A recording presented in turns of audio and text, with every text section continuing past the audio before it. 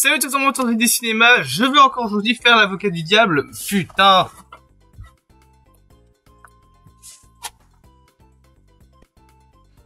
Et cette fois-ci, je vais laisser l'erreur. Parce que cette erreur, je l'ai fait plusieurs fois.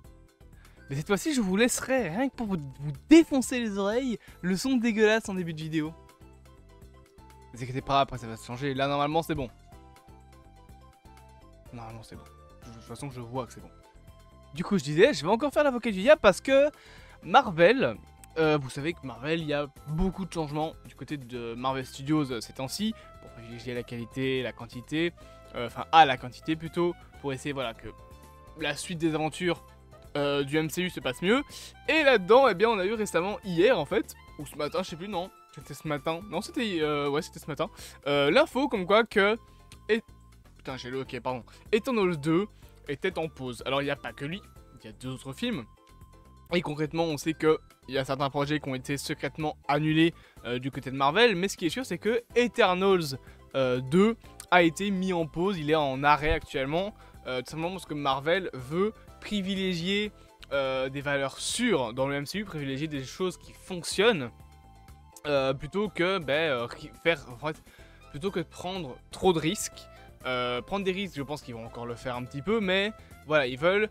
rester sur des choses qui fonctionnent un minimum et sécuriser un petit peu le MCU en termes d'argent. Et ça a fait pas mal débat parce que Eternals est connu comme étant un film que beaucoup de gens ont apprécié, surtout en France. Et du coup, beaucoup ont dit voilà, ça y est, de nouveau, le MCU est définitivement mort. Bon, mais évidemment, c'est Twitter. Donc, Twitter, à chaque fois que t'as Marvel qui dit un moindre mot, ça y est, le MCU est mort. Il y a un moment, il faudrait peut-être arrêter de dire que le MCU est mort. Vous dites ça quand même depuis 2020, les gars. Hein. Ça fait 4 ans que pour vous, le MCU est mort. Pourtant, il est toujours présent. Il s'est pas arrêté, donc c'est bien la preuve que c'est pas mort. Mais donc, il y a beaucoup de gens qui ont commencé à critiquer ce choix du côté de Marvel en disant que voilà, c'est pour eux et pour la France surtout un des meilleurs films du MCU. Et je me dois encore de faire l'avocat du diable parce que je comprends bien évidemment que des gens veulent la suite d'Eternals, je comprends que des gens veulent voir ce qui se passe après la scène post-générique, je comprends que les gens veulent revoir ces personnages, mais il faut aussi un petit peu se mettre à la place d'un studio. Je rappelle quand même que Marvel Studios, c'est un studio de cinéma, et jusque là, les projets qui sont sortis, c'est pas la foire à la saucisse niveau succès. Black Panther était plutôt bon niveau succès avec 800 millions de dollars, même si c'est quand même moins que le premier qui avait fait plus d'1 milliard. Guardians of the Galaxy, il a fait, je pense, aussi bien que le premier, mais mieux que le 2 déjà, pour commencer. Il a fait quasiment aussi bien que le premier. Les séries, bon, c'est pas vraiment en fait, parce qu'il n'y a pas vraiment moyen de savoir combien a rapporté une série en termes de sous. Parce que on sait uniquement les heures de visionnage et encore de certaines séries. On n'a même pas en fait toutes les infos. Donc on ne sait pas si la saison 1 de Loki est rentable, je le suppose vu qu'il y a une saison 2 qui est sortie. On ne sait pas si WandaVision est rentable. Maintenant au cinéma par contre oui il y a eu des échecs, à savoir Eternals qui est un échec au box-office et qui a été un échec critique aux États-Unis. Faut le savoir, les Américains ont détesté Eternals. C'est un truc dont on va reparler juste après. Shang-Chi a pas fait 500 millions, après bon, normalement lui il est rentable. Alors de l'autre côté oui t'as Spider-Man No Way Home qui a fait près de 2 milliards, mais bon ça c'est une collaboration avec Sony donc c'est un peu différent. Et bien évidemment tu vas avoir des trucs comme Ant-Man 3 qui lui est un échec et The Marvels qui est encore plus un échec. Thor par contre, Thor 4 n'est pas un échec, il a quand même fait plus de 700 millions de dollars, donc c'est énorme. Donc voilà, il y a quand même eu pas mal de petits échecs ces derniers temps en termes de films au cinéma. Doctor Strange 2, clairement c'est pas un échec, hein, il a quasiment tapé le milliard ce film là, il a fait beaucoup plus que le premier, 950 millions au total, donc lui c'est pas un échec. En soi il n'y a pas que des échecs au box-office, mais je comprends que Marvel veut un petit peu sécuriser en termes d'argent tout ça, parce que c'est aussi le truc que beaucoup de gens ne prennent pas en compte, c'est que Marvel c'est une société les gars, et une société pour fonctionner, il faut de l'argent. Alors, bien évidemment, hein, on va dire oui, mais c'est Marvel, c'est Disney, ils ont les moyens, etc. Oui, mais au bout d'un moment, il faudrait aussi continuer à les avoir, les moyens. Vous pouvez dire ce que vous voulez, dire ouais, non, c'est faux, et ils ont de l'argent, de toute façon, ils s'en foutent. Non, personne s'en fout. Une société a besoin de faire de l'argent. ils peuvent avoir 3 milliards en caisse s'ils le veulent. Si dans les 3 prochaines années, il n'y a pas un seul film qui fonctionne, Disney, ils vont mettre la clé sous la porte. Hein. Les films au cinéma sont hyper importants. Et surtout pour Marvel. Parce que si Disney ne crachera pas, si Marvel n'enchaîne que des échecs sur 4 ans d'existence, par exemple, qu'il y a que des échecs au box-office, bah, il n'y aura plus de MCU. Il faut que les films fassent de l'argent, il faut faire de l'argent. C'est comme ça. Il y a un moment, il faut arrêter de penser qu'ils ont des fonds illimités. Non, un échec au box-office, ça fait mal au studio. Qui que ce soit Universal, que ce soit Warner, surtout Warner avec leurs 40 milliards de dettes, je comprends même pas comment ils font pour fonctionner encore, que ce soit Disney, les studios ont besoin de faire de l'argent. Faut savoir qu'un studio, quand il fait un film, il s'endette. Il s'endette auprès des actionnaires, auprès des investisseurs qui font le film. Parce que les 200 millions pour faire un film, ils les sortent pas de nulle part. Hein. Ils les sortent d'investisseurs qui vont être intéressés par le film, qui vont donc donner de l'argent pour financer le film. Mais ces investisseurs, après, faut les rembourser avec les recettes au box-office. Les films, ils sont aussi financés parfois par des subventions qui sont faites par les villes, mais ça c'est assez rare. Puis même, parfois, les sociétés doivent payer les villes où ils tournent leurs films. Par exemple, la ville de Jackson, qui est là où Stranger Things avait été tourné, et est tourné actuellement, ils ont reçu plusieurs subventions de plusieurs milliers de dollars pour pouvoir filmer à l'intérieur de la ville. Parce que faut bloquer les rues, faut dire aux passants de déménager pendant un certain temps en fait, parce que s'ils doivent tourner dans une maison bien précise et qu'il y a des gens qui habitent là-dedans, parfois ils doivent dégager les personnes, entre guillemets, en tout cas il y a des arrangements qui se font, donc c'est pas aussi simple. Et un film a besoin de fonctionner. Un studio a besoin de faire des films qui fonctionnent. Il y a un moment, le coup du oui mais c'est Marvel, ils ont l'argent, faut arrêter. Si ce serait aussi simple, ça ferait bien longtemps que Marvel ils en auraient plus rien à foutre et on aurait déjà eu 5 films Ant-Man, 4 films Thor, merde on a déjà eu le cas, 7 films Thor, voilà, comme ça on est bon. C'est à un moment, non, il faut que les films fassent de l'argent.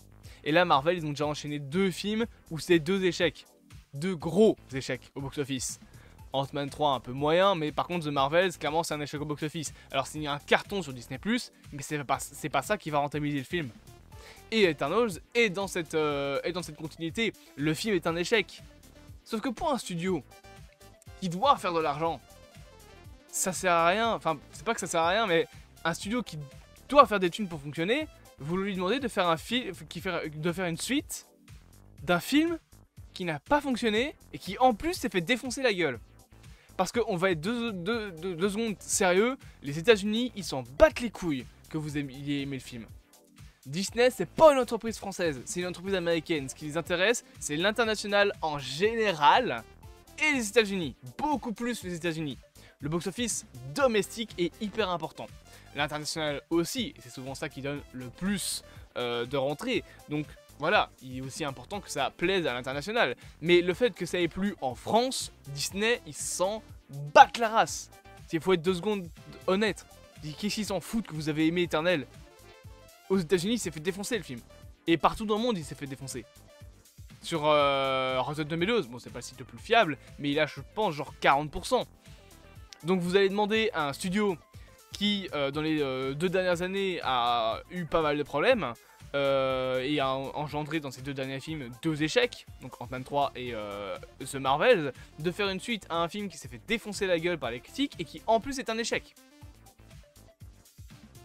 Outre le côté créatif, vous vous rendez bien compte que ça pose problème. Qui te dit que Eternals 2 va être une réussite? Personne. Il n'y a aucune garantie que ce sera une réussite. Tu fais une suite à Doctor Strange, il y a des garanties, parce que le premier a été réussi, parce que le 2 a été une réussite. Tu fais une suite à un film qui n'a pas fonctionné, déjà c'est rare de faire des suites de films qui n'ont pas fonctionné, et même t'es pas sûr que ça fonctionne cette fois-ci. C'est d'ailleurs pour ça que souvent un film qui fonctionne pas, il n'y a pas de suite. Une saison d'une série qui est pas assez rentable, il n'y a pas de saison 2, ou il n'y a pas de nouvelle saison. C'est comme ça que fonctionne le cinéma, et ça... C'est logique en termes d'argent. Bien évidemment, il y a le côté créatif qu'il y a derrière. Et bien évidemment qu'un Eternals 2 serait sympa. Bien que pour moi, Eternals, c'est un petit stand-alone. Et je trouve qu'il n'y a pas spécialement besoin de suite. En tout cas, il n'y a pas pour moi spécialement besoin d'un 2e film éternel. Je ne serais pas contre. Loin de là. C'est juste que je trouve que le premier se suffit largement à lui-même. qu'il a bien raconté l'histoire, et qu'en soi l'histoire tu peux continuer à la raconter dans d'autres projets. Par exemple Captain America 4 pourrait parler de l'histoire des Éternels avec du coup les Éternels qui sont restés sur Terre. Par exemple, un projet sur Nova pourrait récupérer les Éternels qui sont avec Star Fox. On peut raconter leur histoire dans d'autres projets plutôt que de faire une suite à un film qui pour moi se suffit tout seul. C'est un film stand-alone pour moi. J'ai du mal à imaginer en fait une suite à Eternals. Donc voilà, c'est la situation actuelle de Eternals. Pour moi, c'est un peu logique la réaction de Marvel. Le film n'a pas fonctionné, ça n'a pas été une réussite critique. Ok, dans certains pays, il est adoré et d'ailleurs, dans certains pays, on dit que c'est le meilleur, enfin un des meilleurs Marvel. Mais la réalité est qu'il s'est fait défoncer à la sortie par les critiques et qu'il n'a pas fonctionné. Et Marvel va pas faire de suite à ça. Et c'est la même chose par exemple pour d'autres films. Il n'y a pas que Eternals qui est touché par ça. Ant-Man 4 et le film Captain Marvel 3 sont aussi en pause. Alors, ces deux films-là, les gens en ont un peu plus rien à foutre parce que Ant-Man 3 a été très mal reçu et The Marvels a été plutôt bien reçu pour le coup, même si beaucoup disent que c'est de la merde. Parce que de toute façon, il y a une femme dedans, donc à chaque fois qu'il y a une femme, il y a des misogynes. Non, je déconne, c'est une minorité, mais ça joue, hein, parce que Brie Larson n'est pas vraiment une actrice très appréciée. Mais The Marvels, pour moi, était très bien. Voilà, je le dis, enfin pas très bien, il était plutôt bon, on va dire. Voilà. Je pense que c'est un petit 7,5, concrètement. Donc c'est pas un mauvais film, il y a des défauts, mais c'est pour moi un bon divertissement et j'ai vraiment été surpris par le film. Mais en attendant, ça reste un énorme échec. Et surtout que Brie Larson, c'est une actrice qui est viscéralement détestée aux US. Tout le monde aux États-Unis déteste sa version de Captain Marvel. Donc Marvel, à chaque fois qu'ils la foutent dans un projet, ils ont les chocottes parce qu'ils vont se dire putain, les gens vont détester parce qu'il y a Captain Marvel dedans. Donc on n'est même pas sûr, actuellement pour vous dire, on n'est même pas sûr que l'actrice va revenir un jour. Elle sait pas. Kamala Khan, donc Iman Vellani, l'actrice a dit que Marvel l'avait rassurée en disant non, t'inquiète, tu reviendras. Voilà, elle sait juste pas quand, peut-être pour une saison 2 de Miss Marvel, et encore, avec l'échec de The Marvel, on n'est même pas sûr qu'une Miss Marvel saison 2 sortira, mais Brie Larson, sa carrière entière, va peut-être sauter en éclats parce que tout le monde la déteste. Alors que pourtant, c'est une bonne actrice. Même en dehors de Marvel, elle jouait très bien par exemple dans Kong Skull Island. Moi je trouvais qu'elle était très bonne, en termes d'acting, s'il vous plaît.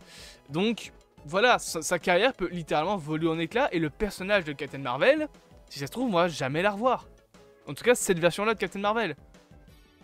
Donc aujourd'hui, on en est à un stade du MCU où, oui, ils doivent se centrer sur des trucs qui fonctionnent. Et les gens sont là en mode, oui, Marvel, ils veulent plus prendre de risques, etc. C'est nul. Non, c'est juste logique. Oui, ils ont essayé de prendre des risques. Vous les avez tous défoncés.